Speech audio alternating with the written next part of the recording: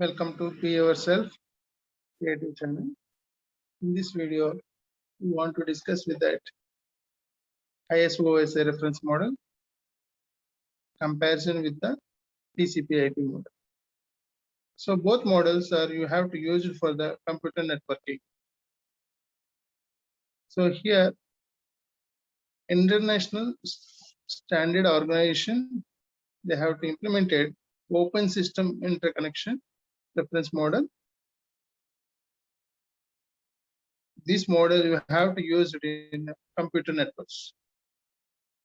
While you have to communicating the data from one system to another system with this reference model on. And whenever the system connected with the outside the network, that time they have to use the TCP/IP model, transmission control protocol, internet protocol model. Okay, now you have to compare. See here how many layers are there in ISO-OSM model and TCP/IP model. So here we have the 7 layers in OSI reference model. This is the basic model. We have to use it in 5 layers. Mainly we have to use it in computer networks. So first one is the physical layer. Physical layer mainly we have to use it for transmission of data in the form of raw bits form. And second one is the data link layer. So mainly we have to use it in data link layer. That is the IEEE standard 802. That is the MAC and LLC we have to use. Medium access control, logical link control. And third layer we have to use the network layer. Network layer you have to use it for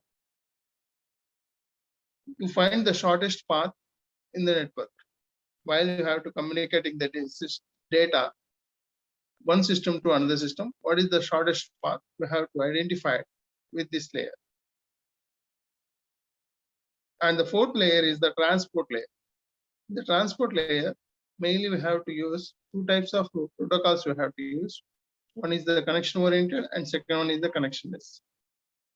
Connection oriented protocol you have to use the TCP/IP, or whereas connectionless is the user datagram protocol. User datagram protocol. And the next layer is session layer. Session layer we have to use it for inter-host communication, that is tunneling the data and remote procedure calls we have to use it, this session layer. And the next one is presentation layer. In the presentation layer, data representation and encryption of the data. So how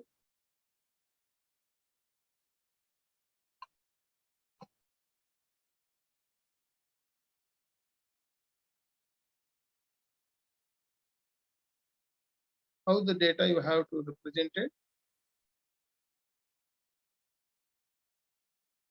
and how to convert the data.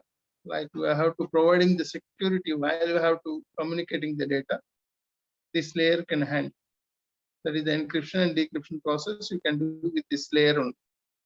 And the last one is the application layer. So in the application layer, the data you have to communicate it in user convenient way.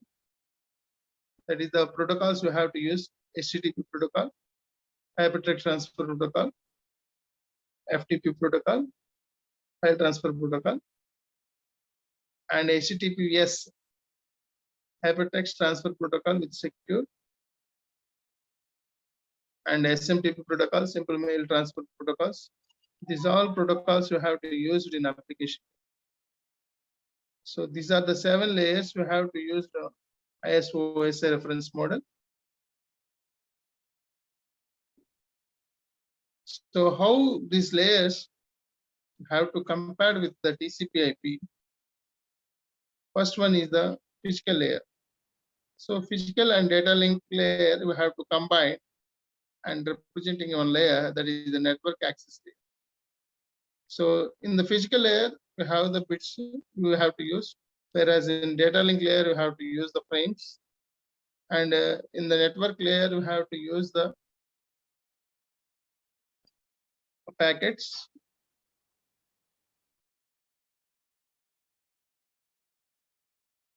And whereas you are using the TCP/IP protocols, you have to use the segments. And remaining remaining three layers, you have to use the data one.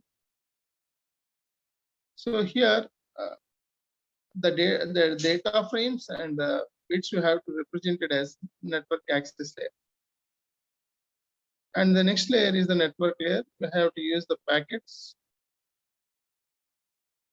So here you have to use the connectionless only. But whereas in a ISO-OSI reference model, you have to use the connectionless and connection oriented. But whereas here you have to use the network layer. That with the network layer we have to use in ISO-OSI reference model. But whereas here we can use the internet layer. The system you have to connect it with the outside environment with this layer. So then only you have to connect it with the other side network. So like you have to use the IPv4 network or IPv6 Internet Protocol version 4 and version 6. You have to use it in TCP/IP. Next one is the transport layer. Here you have to use the connectionless only. Session layer, presentation layer, application layer. I have to combine one layer you have to implement, that is the application layer. That is the TCP/IP. This is the ISO-OSI reference model. This is the TCP/IP. See here.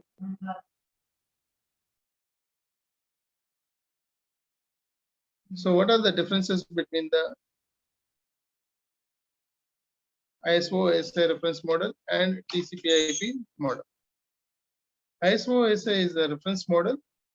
The basic simply call it as it is a basic model, whereas in TCP/IP it is a implementation of ISO. ISO-OSI have the 7 layers, but whereas it has the 4 layers one. And strict boundaries for the protocols you have to define in ISO, but whereas in TCP/IP the protocols not strictly defined. Here you have to follow the vertical approach. Here you can follow the horizontal approach. Whereas in ISO, model was developed before the development of protocols. But whereas here, protocols were developed first, then model was developed. So most of the cases in nowadays you are using the TCP/IP. Protocols were developed first, then model was developed. Another difference is ISO-OSI supports both connection-oriented and connectionless communication network layer. But whereas in TCP/IP, it supports only connectionless communication in the network layer. But ISO is the protocol independent standard, but whereas TCP/IP is the protocol dependent standard. These are the differences between the ISO and TCP/IP model. Thank you for listening. If you have not subscribed my channel, that is the Be Yourself Creative channel, please subscribe.